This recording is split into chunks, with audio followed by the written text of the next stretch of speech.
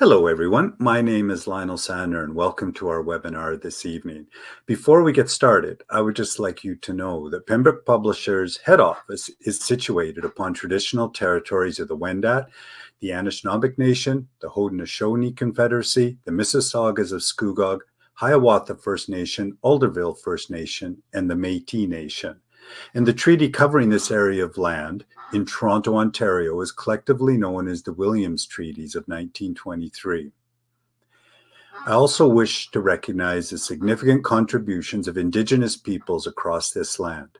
We seek a new relationship with First Nations, Métis, and Inuit peoples, one based in honor and deep respect.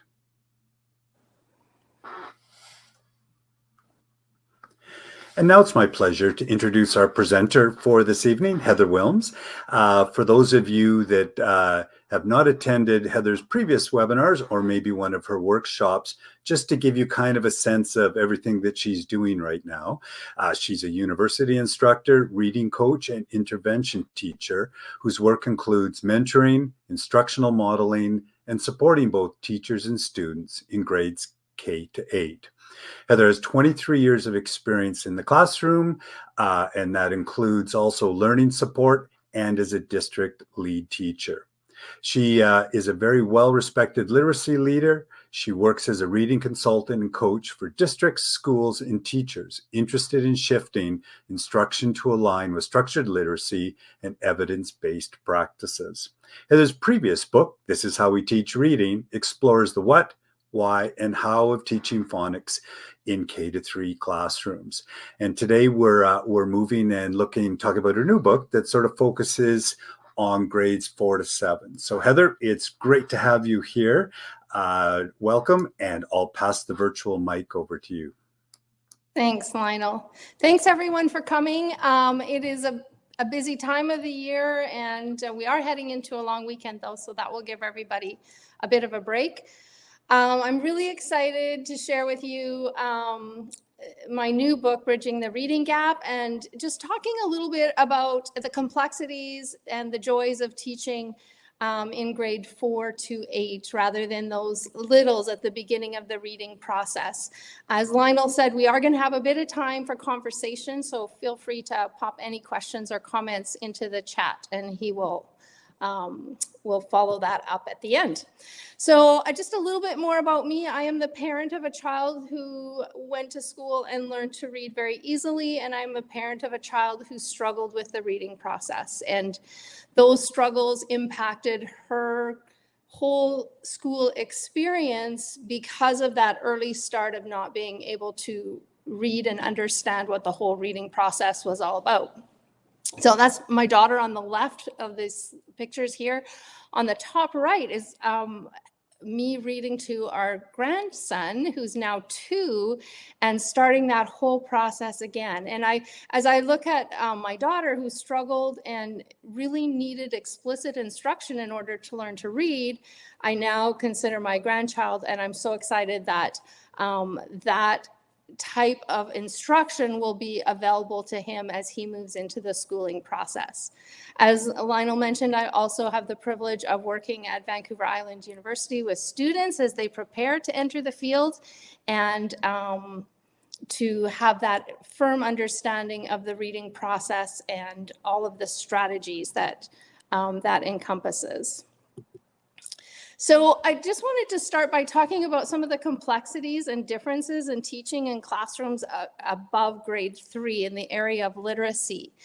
As Lionel said, our first book was about those early years where everyone is generally, especially in K1, moving together and being introduced to literacy and the alphabet and the reading process. But when we start looking at literacy instruction above grade 3, we have very diverse classrooms. And this book this is the book that I wish I had. I spent many years teaching grade 5, and this type of information and work would have so reshaped the work that I did in my classroom. So as I wrote in the last year, I was very much thinking of myself and my work with students in grade 5.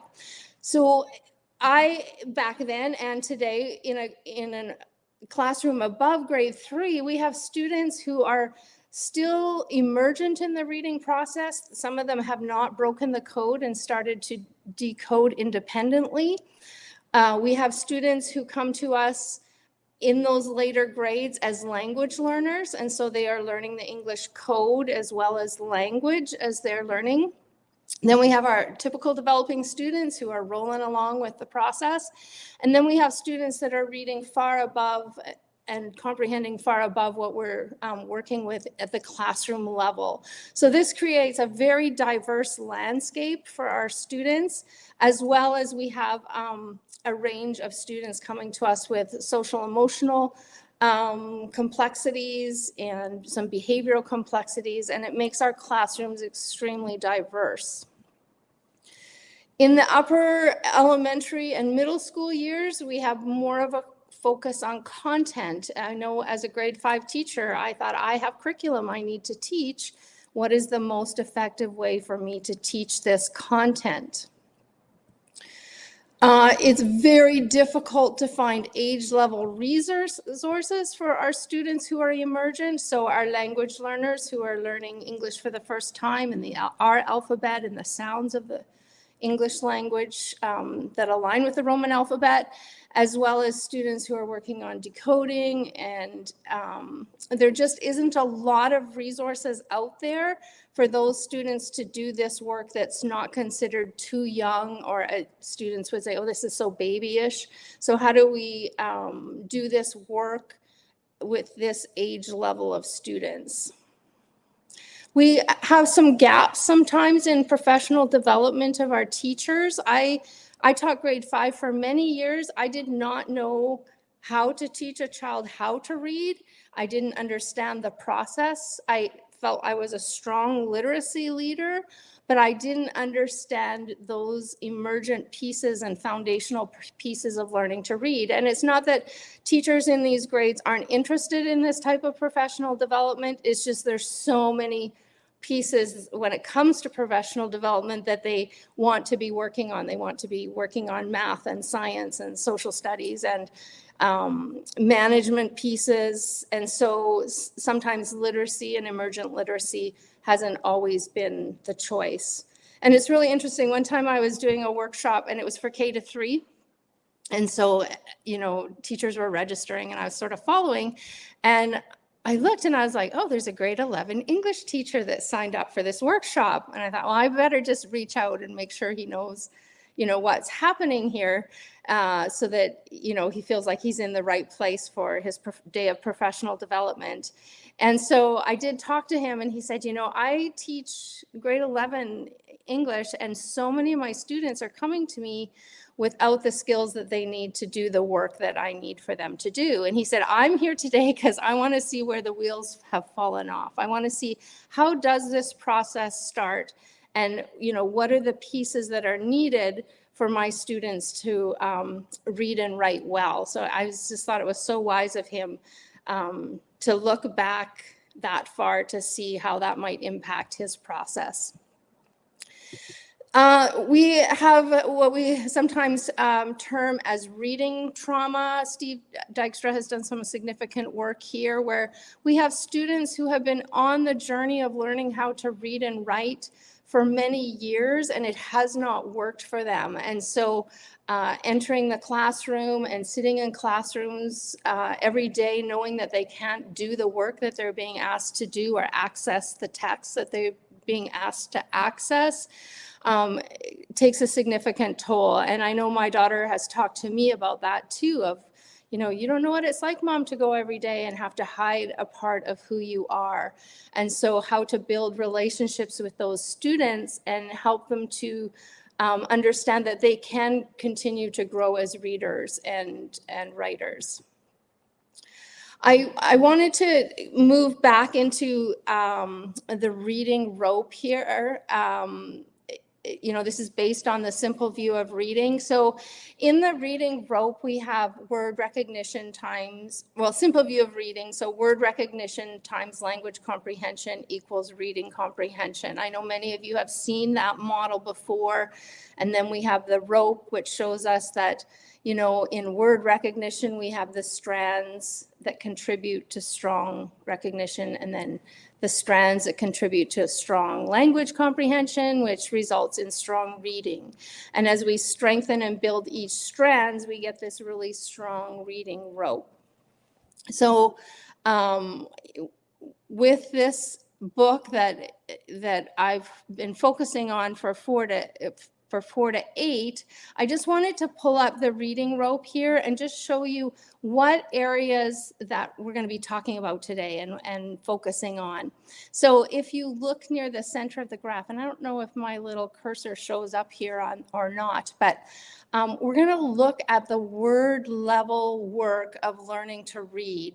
And so that happens, in word recognition, we see in the third little arrow there, we see phonics and multisyllable decoding, which is a micro skill. It's one of the strands for learning to read. And you can see there that it's done early in the early grades, but then you see this little gray line that continues on because we're continuing to refine and build and strengthen skills there. And then that first block in language comprehension, we have oral language, and this includes vocabulary and morphology, and those are also areas that we're going to talk about today. So with this unique age group of students, we're going to be looking at what can we do at the word level, the micro skill level of comprehension that will support and build strong readers and with our students. Okay, so we're going to work on those micro skills for reading and writing comprehension at the word level. It's an engaging way to be a part of wordplay. So it's not like, here's the knowledge that we want our students to learn, and so we're going to drill this, but it's more of a looking at the whole English language and saying, this is a really complex language, but it's a really fascinating language. There's just some things that the way English has borrowed from other languages, the way that we have seen things shift over time, the way that we put words together and take them apart. It's really exciting, and we want students to play with words. And in that playing with words, we want them to be able to be thinkers, to think about words and what does that mean? What does that mean for the text that I'm reading? What does that mean as I build words, both in speaking and writing? The book has lots of activities and lessons that can be used part of your reading and writing instruction. It is not the whole program of teaching reading, but it is a piece that I just feel like as a grade 5 teacher, I did really great literacy work in my classroom, but I did very minimal work with words and word origins and building words and taking words apart. And I just know that if I would have done this work with my students, I would have sent them off much more prepared for the work that was ahead of them and the type of text that they would be encountering as they left my classroom. The lessons and activities in the book are field tested, and it's very interesting because what this book started as and what this book ended up to be are very different. So I started out writing a spelling program because many years ago, I was doing a workshop on explicit instruction, and I was working with teachers from K to 3, and someone said, well, what about for our older students where there's gaps in knowledge and we want to still work with them on spelling and some other pieces. And in the workshop, very off the cuff, I said, I would just, if I could go back, I would just do this work through my spelling program. I would work explicitly through these concepts in spelling. And so the workshop went on and we finished the day, and the next day I went into work and I opened my email and it was just full of emails saying, what spelling program would you recommend? What would be a good program for my students to use? Because it really resonated with teachers working in upper elementary and middle school years.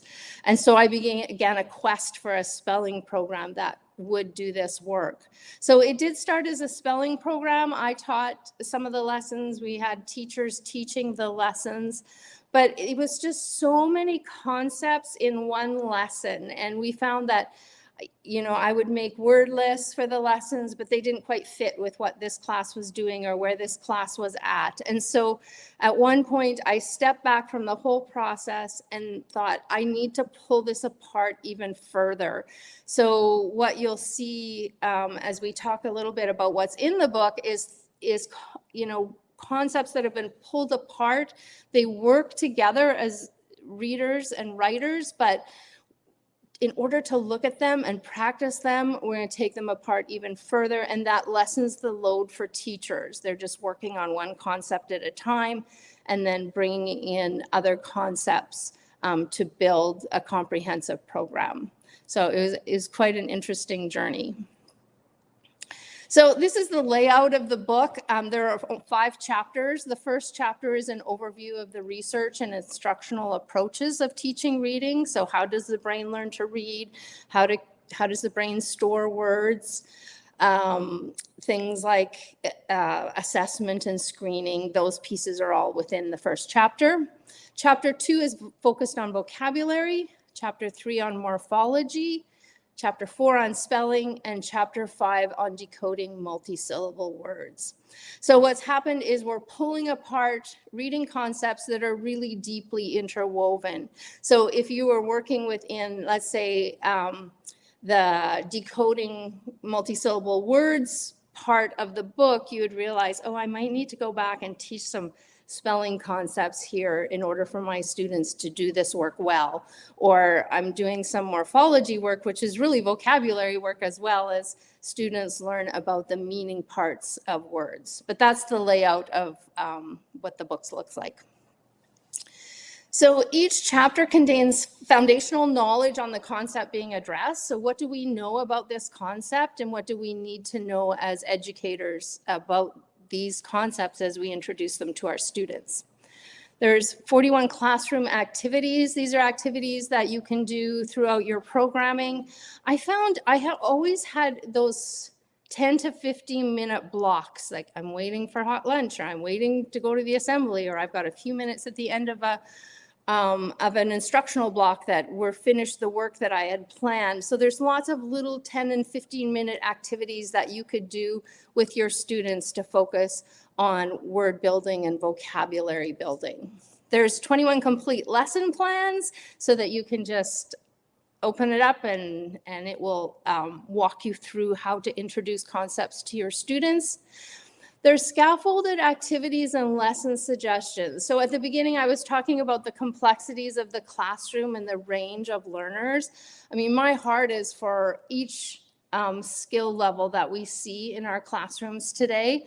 So there might be an activity, but then it's like, oh, if you have students that are English language learners or have not broken the code or are just starting to decode, you could do this activity with pictures. Or if you have students that are reading well and are working above grade level, then you could do this to extend for them. So you'll see those scaffoldings throughout the book, which is really important in the work that we do.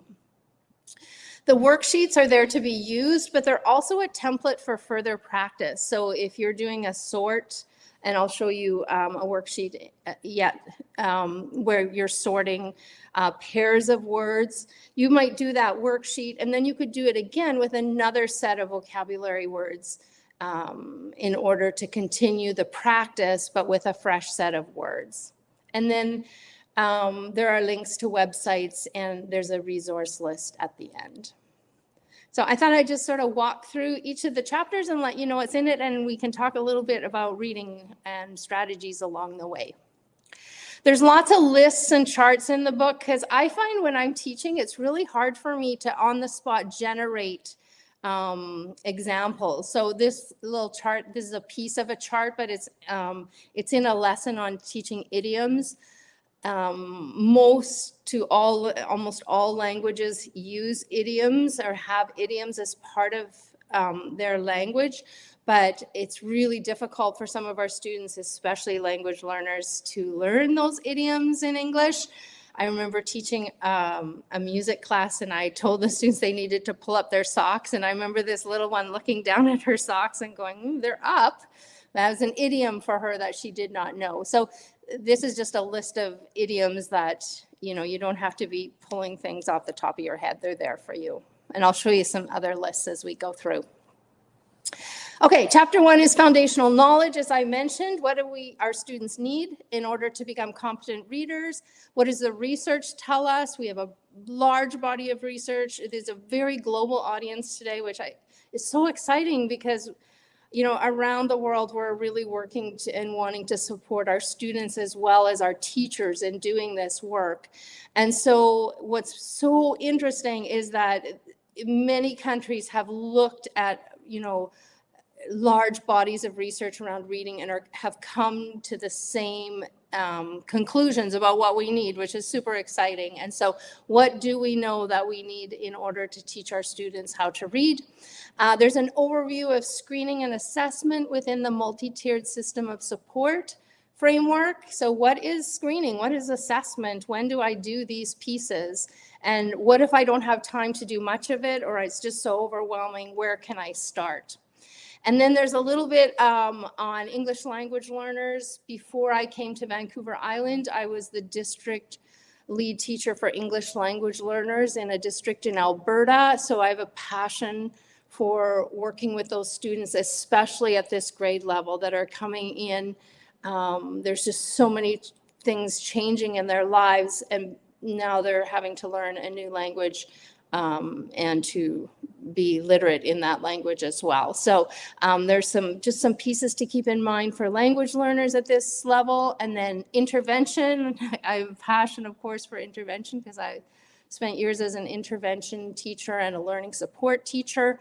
So what can we do in the classroom setting to support these students and bring them back into understanding that they still can learn, that they still can grow? And for our little ones or big ones who have some reading trauma and feel like, I just will never learn, then we can slowly pull them back in with activities that they can engage in right where they're at. And then there's a little bit about audiobooks and parent support, just how do we continue this work at home. Okay, chapter 2 is vocabulary. So we're looking at oral and text vocabulary. So why is vocabulary important? Both receptive vocabulary, so the vocabulary that we hear and we read, as well as expressive vocabulary, which we write and speak. And then some looking at strategies for teaching vocabulary. So how do we build a strong knowledge around vocabulary and words?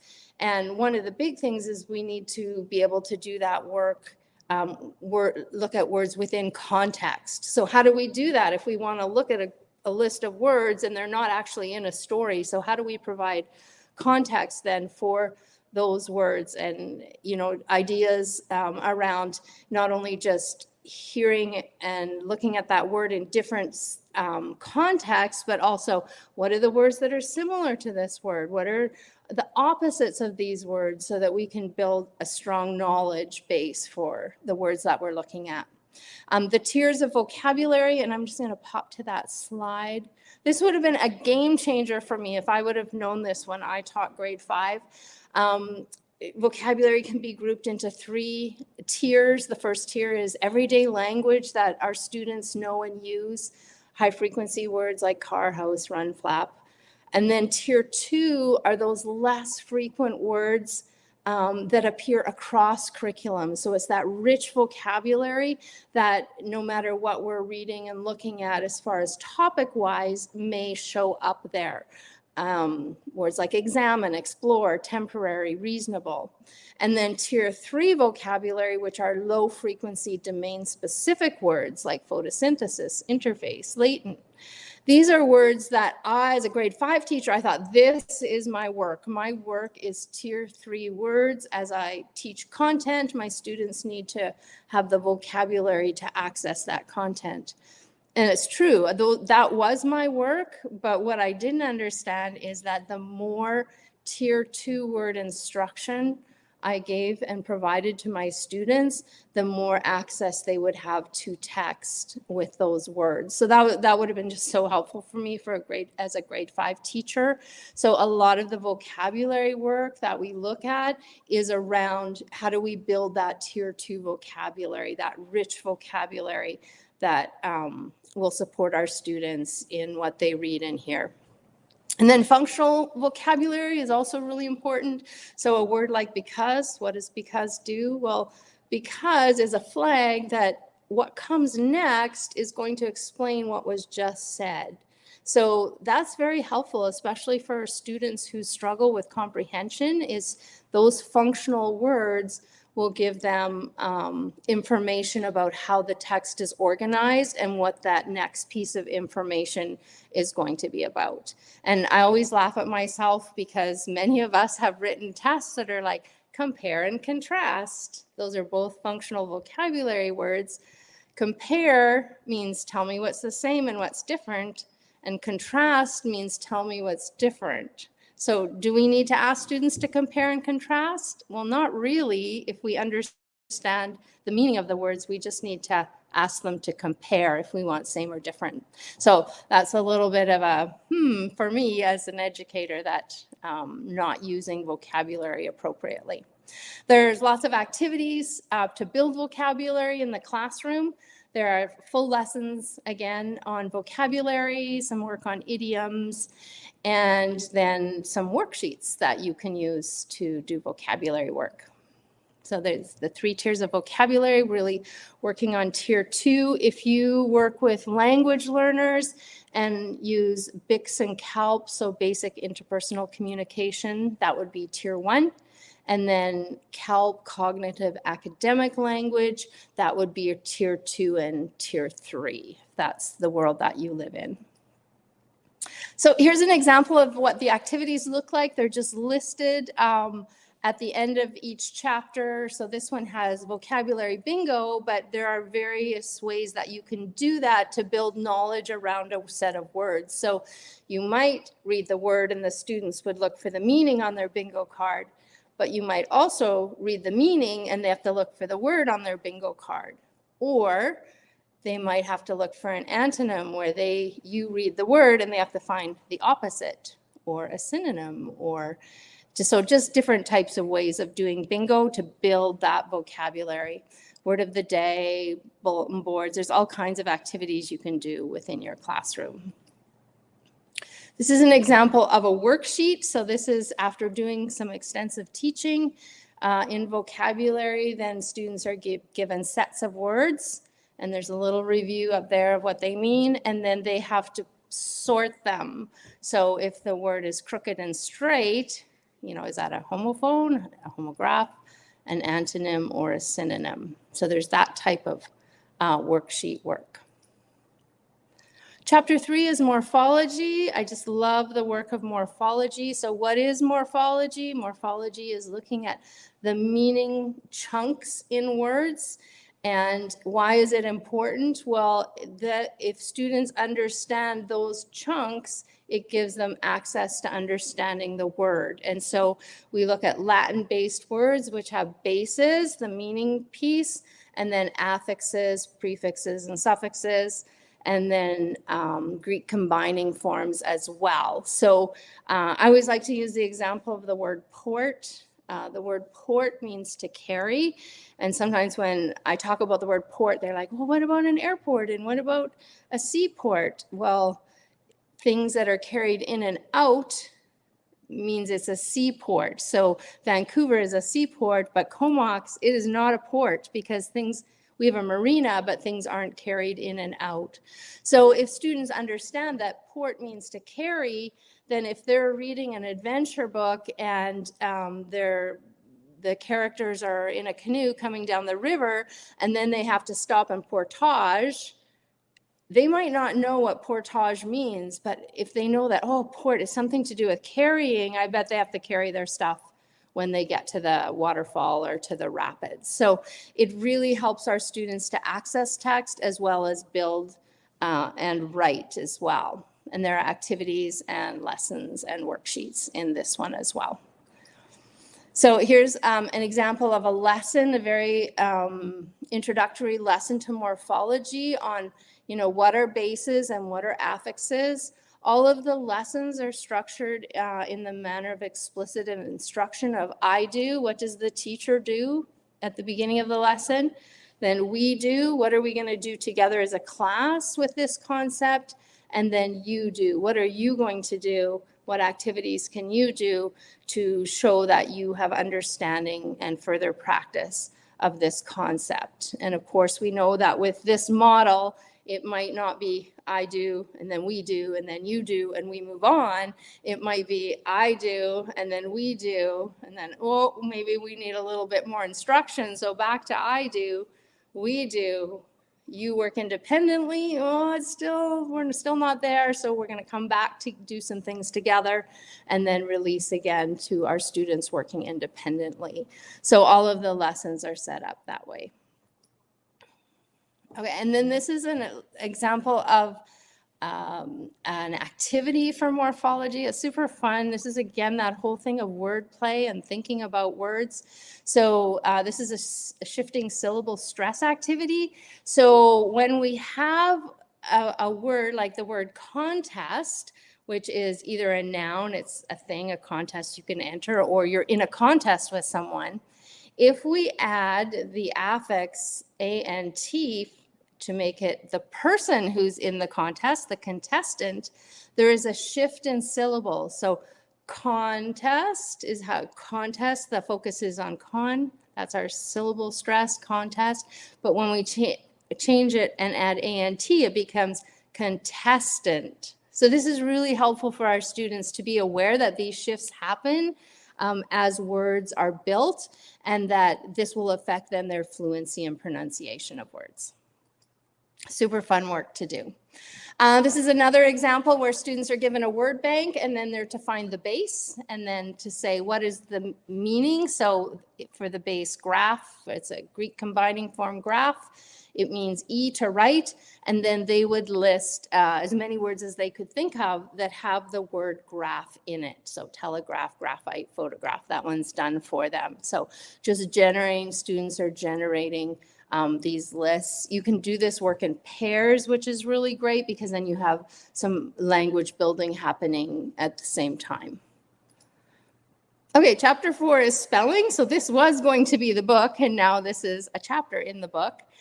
Spelling is just super complex at this stage of the game because when you do early work with spelling and introducing phonics in a structured sequence, then we introduce a new concept and then we practice it and then we add another concept, and we never introduce new spelling words with concepts we haven't covered yet. That would be good practice. We work with the knowledge our students have and then slowly add more information, more phonics concepts in a scope and sequence.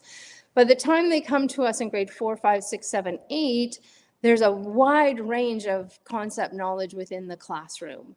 And so it was really interesting in field testing some of these lessons when teachers were saying, I really want to do some vocabulary work. I want my strong spellers to be doing vocabulary work at the same time, or I need lists very specific to the students that I'm working with. So it's very complex. And so within the chapter, it talks about the complexities of teaching spelling. It talks about I share about the year I decided not to do spelling in my grade 5 classroom and my conversation with my administrator. Once I had made that decision and sent a letter home to parents, so you can read about that.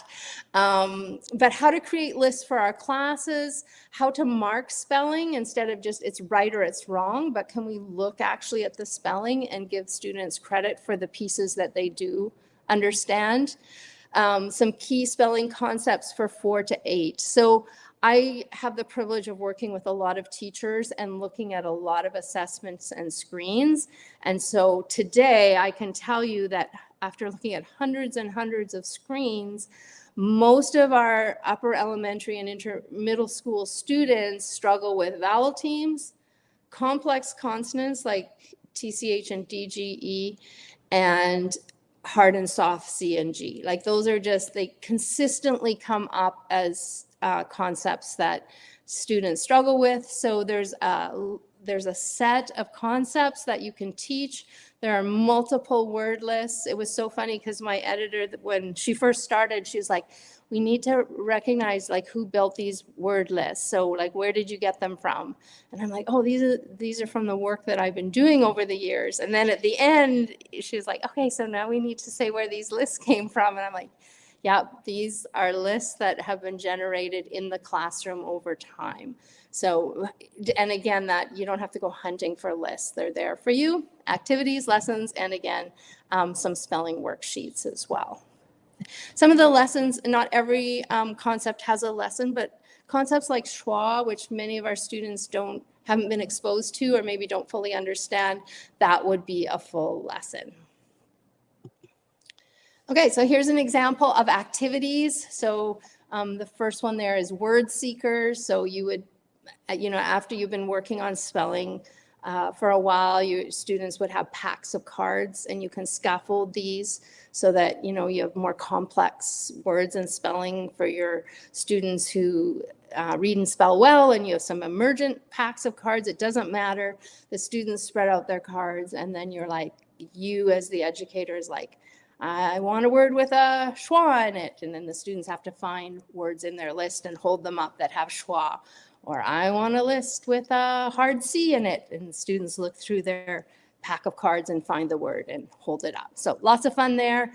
Is it spelled correctly is a really fun one when you just have a few minutes. Kids just pull out a piece of lined paper and you just write words up on the board. So it might be lunch, and you might spell it LUNTCH.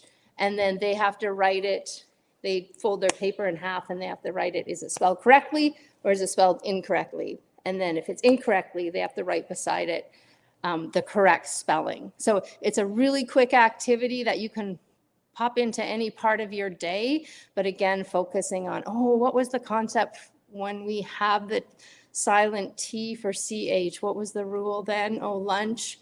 There's a consonant between the short vowel and the CH, so I don't need the T. So that type of work is really great, and kids like it. Here's an example of word lists. I want to say almost all of the lists for concepts, here's a list here for hard C. Almost all the lists have sound to symbol lists at the beginning. So for those students who are still emergent, spellers and readers that are very simple sound symbol spellings that if they phonetically can hear each sound in the word and apply the concept, that list is there for them. And then this one is sorted with simple spelling concepts and then more complex spelling concepts depending on the skills of your students. And then here's a schwa word list as well. And this is divided by the tiers of vocabulary. So here's tier 1 words that all have schwa and tier 2 words. So if you want to work schwa and tier 2 vocabulary at the same time, you can do that as well. Okay, and then the last chapter is decoding multisyllable words. This is a lot of fun. So it talks at the beginning about the 6-syllable rules and teaching decoding using animal patterns. So this is drawn from the Orton-Gillingham community, and it's such a good scaffold for our students. And I'll just show you what that looks like on the next slide. And then there's lessons and worksheets again. So the 6-syllable rules, this is what we need to know in order to break down any English word that we approach. So we need to understand open and closed syllables, vowel consonant E, magic E, bossy E, has lots of names. Vowel teams, so hard. There's so many of them. Vowel R and consonant LE. So those are the rules. And you can do this work by looking at animals, because when we're decoding, a lot of the work is what are we going to do with that vowel? Is it going to be long or is it going to be short? So we can show students that if there's 2 or more consonants between the vowels, like rabbit and walrus, we divide between the consonants, unless they're a blend. That's another rule. If it's 2 vowels and 1 consonant in between, we have tiger and camel. 75% of the time, it's going to be TI after the vowel, and then the consonant and the remaining syllable or syllables. 25% of the time it's camel, where it's a closed short vowel M, and then EL is the other syllable. So they learn those two and they'll have to decide. And it's not just guessing, because we can tell them that most of the time it will be an open syllable, and then the second syllable will start with the consonant. Lion, 2 vowels that are not a vowel team, then we divide between the 2 vowels. And then the last one, turtle, which is consonant LE. So we have the LE and we scoop that consonant together as a syllable. So this work is really helpful for students in approaching and breaking down and decoding new words, but it also drives us back to spelling. So it's like, oh, I want to teach lion, but my students really need to know what is a vowel team and not a vowel team in order to know whether they're breaking between the vowels or not. So love this work. I have some examples of it here. So this is one of the lessons. The lessons work through these animals. And then the last one is, what do we do when we have words with affixes? And the first thing we do is we look at a word and we say, are there affixes, prefixes, and suffixes? So reconstructed, yes. We start by taking those off. And then we look at what's in the middle. So we have mislabeled. We take off the MIS and the ED. Well, we're working with label. And there's 2 vowels. There's 1 consonant in the middle. And so 75% of the time, it's going to be the tiger rule, where it's LA, open, label, and sure enough it is. So we figure out label, put those affixes back on, and away we go. So really helpful to think about how we break them down, because lots of times I have the privilege of teaching, and lots of times I'm teaching students and the adults in the back of the room are going, oh, that's why we do that. And so what we intuitively do, we want to make really explicit to our students. And also it just gives them skills to fall back on when we're not there. They have informed decisions that they can make when they're decoding multisyllable words. So that's a super fun chapter. Lots of teachers like to start there because that's really the goal, but then it ends up driving them back. Like if you look at, as I mentioned, lion, you have to know what your vowel teams are to know whether to break them apart. If you start by removing affixes, well, you need to know what are common prefixes and suffixes that students will run across. So it's all pulled apart, but we really need to show our students that this is all one enmeshed, wonderful process. Here's a worksheet. So here the students are looking for the base. And so what they're going to do is they're going to divide the word up into syllables, circle any affixes, and then divide into syllables. So, and then sometimes they're writing in sentences. So because that whole thing, like we've done it forever as teachers, right? And then write a sentence or write 2 sentences. The reason we ask that is because we want to know if our students understand the meaning and they show that to us within context. One of the things you'll find throughout the book, I really like having students draw when it comes to vocabulary. And it seems like, oh, that's such a soft skill. But when students draw a word, and they're hilarious, of course, when you see what they draw, but when students draw, they're showing that they understand that word or the context within which that word exists, or the multiple contexts that it exists in. So there are writing sentences, but there's also worksheets where they're actually drawing as well. Okay, so how can this book be used? It's really about start where you are. I have such a heart for upper elementary and middle school teachers who were like me, where I'm like, I don't know this reading process, and it's really not the work that I do. Like those words came out of my mouth at one point. And so how can we help them to build these skills within the context of the many complexities that are a part of their day? And those of us who are deeply embedded in literacy and loving our world, we need to remember that that's only one piece of many teachers' day. And so this is, if you want to just start with decoding multisyllable words and then move on from there. We should all be doing vocabulary work, though. That one's sort of a given for everybody. There's multiple entry points in the book. You can start with spelling. You can start with vocabulary. You can start with morphology. You can start just with a spelling assessment if you aren't able to start with full screening for your students. It's meant to enrich your current programming. So this isn't your whole program. Of course, we're doing comprehension and fluency and different types of texts and all kinds of other literacy pieces in our classroom. But this is like that nuts and bolts toolbox piece that will really support our students and help them to grow. And one of the things about like morphology, where we're taking words apart, those tier 1 words are so hard to spell. Like, they're just so hard to spell. There's so many complex patterns there.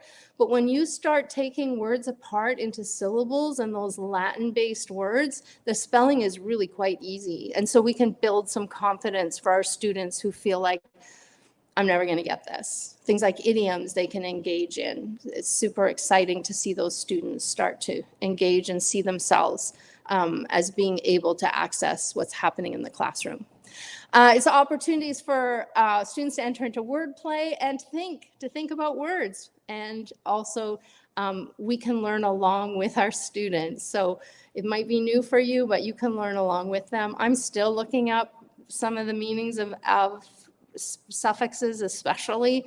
What does that do? What is the difference? That kind of thing. So we can do that work with our students. Okay, so as I speak of words, which I obviously have a passion for, we need to just come back to the big picture before we close today. The research continues. So the work that we do today, we're still learning about the brain and how kids learn to read and what we can do for our students to support them. And our classrooms and our culture is also continuing to shift and change. So what works today might not work as well in 5 years, or we may have a new strategy that really supports our students. So we just need to remember that we're on a journey here. Nobody has the answers, but there's a lot we can do to support our students. And we start where we are and move forward. So I'm still learning. I love to learn. I should have been a linguist, I think. But we're all learning, and we just want to start where we are and move forward. And especially for our students, especially those ones who are struggling, they're sitting in our classrooms and they're just so defeated. We get them where they are, and we move them forward even just a little bit. We teach them things where they can go, oh, okay, yeah, maybe I can do this. Maybe this will be something that will I can engage in and feel confident and successful in. I did a workshop with a fabulous group of grade 4 to 7 teachers in the last year. And so we did a lot of this type of work, as well as some fluency and comprehension. And this very wise teacher who had a great deal of experience said at the end, she said, I thought I was teaching reading, but I think I've been teaching literacy, and I haven't been teaching these nuts and bolts foundational pieces. And I just love that she said that. It was just like, yeah, we're doing so much great work, but we need to do this explicit teaching of reading and how words work as well. So I just really appreciated her input there. Okay, we're doing good. We have 10 minutes. So yeah, I think, Lionel, have we got some questions? You can pop some questions in the chat. I see, does it include diagnostic assessments? So I see that one right away. In the first chapter, it talks about screening and assessments. And then I really like the multi-tiered system of support framework. I mean, I love that framework. And so in the resource, it refers you to the resource section, and there are my favorite diagnostics assessments, including one that comes from Dyslexia Canada that lists per grade what's an appropriate or helpful assessment or screen, which that's a new list I've seen in the last year and a half. And so that is included there as well. So, okay. Great. Yeah. Well, that was good. Thank you very much. And I think you said to me the book is just fresh off the printer, so Yes. it's close. It is. It's. I know it shipped from Ontario to my house on Tuesday, so it is out there. It's available. That's great. Good stuff. And we'll come back to that at the end, folks. We have a discount code for you as well. But I noticed also when you were looking at the question from Leslie, she had another one around a whole program. And are there any you would suggest? But maybe just before we get to that, I was really captured right at the start when you said, this is the book I wish I had at the start. And it seems interesting because, there's this thing called the internet that has everything. And, I think in the past, we always said, oh, just go find it on the internet. But then it feels like we're at a place now where we want to get our lives back and have a bit of time. And as you were talking through the chapters, you've done all that work, if I understand it correctly. Is that a fair summary in terms of for your chapters? It's just not, it's all there, everything you need. Yeah, I think it's there. And I tried to make it very, really user friendly, because sometimes those of us who love the work and are deep in it, sometimes when I present, I'm like, oh yeah, this is new to people. Because to me, it's not new anymore. So I really tried to step back and break it down, very accessible ways. And there are places where it says this would be a good starting place. And if you want to do more, then go here. Like morphology is just huge. Yeah. But here's a good intro to start your students in morphology. And then from there, you can build and find more. And then I've, of course, given resources. William Van Cleve, amazing work, the Morphology Project. I mean, there's lots of resources of more. It's really, two things about programming, which is kind of interesting. One is I taught in an era where every 5 to 7 years, a box arrived in my room and it was like, this is it. This is the program. And I was like, man, they spent hundreds of thousands of dollars on this, and I'm just not sure this is it.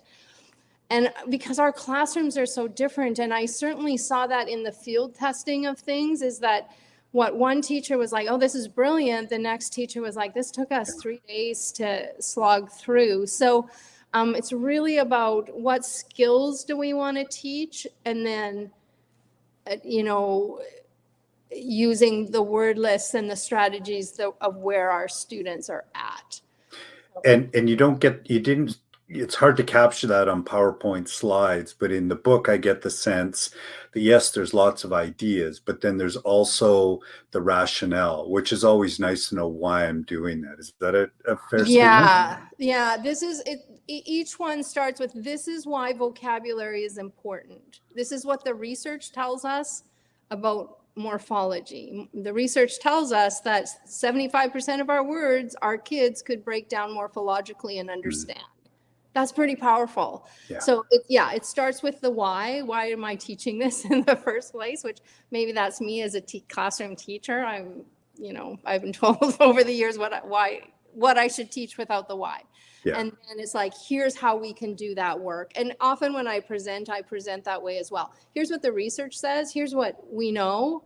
And then how do we do that in our classrooms? And that is, I think, the model that I've used. This is what we know. What does that look like? I went to the dyslexia conference last year.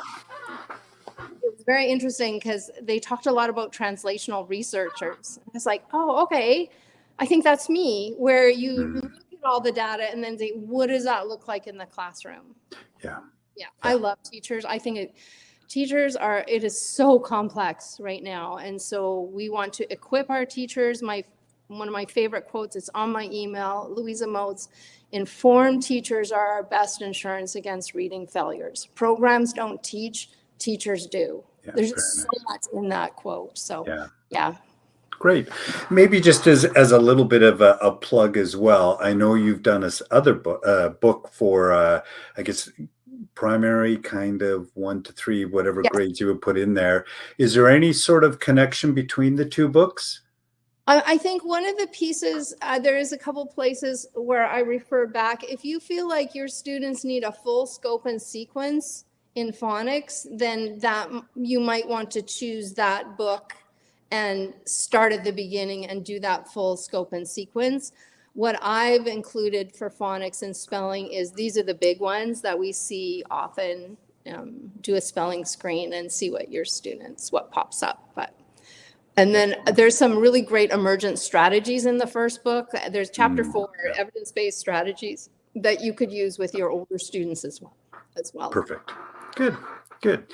Well, we'll let you have the sort of close us out final word in just a moment. But folks, just very quickly, we have an offer for anyone that is interested, and I'm just getting it set up here. And all coming up on your screen, if you would like $5 off on your next purchase. I noticed someone was just talking about the book and the price differences and how businesses work, but you can also go to pembrokepublishers.com, and if you use that code BTG24, you will get a $5 off on your purchase as well. So please, we encourage you to check out all our catalog at Pembroke Publishers as well. And also, just before we close, a reminder that we do have another webinar in 2 weeks on Thursday, the 21st, with Teresa Meikle, and it'll be on assessment and action. So again, it's free. You just sign up at the same place you did for Heather's, and we would love to see you in a couple of weeks to continue your professional journey. But to close us off, Heather, I'll let you with some final thoughts, and then we'll say goodnight. Okay, thanks, Lionel. And I think this is recorded as well, right? So if people want to watch it with colleagues or... Yeah, I mentioned in the chat at the top there that you'll get an email in about 24 hours with the link. Okay, well, I just want to say thank you for coming. This book is really dedicated to you as educators.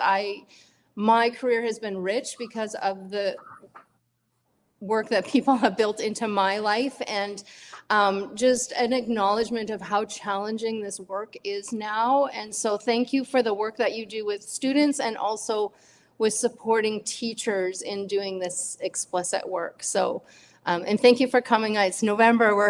We're getting there, folks, moving towards winter break, but there's a long weekend coming. So thank you for coming. Yeah. Great. Thanks, everyone. Have a good evening, and we'll see you next time.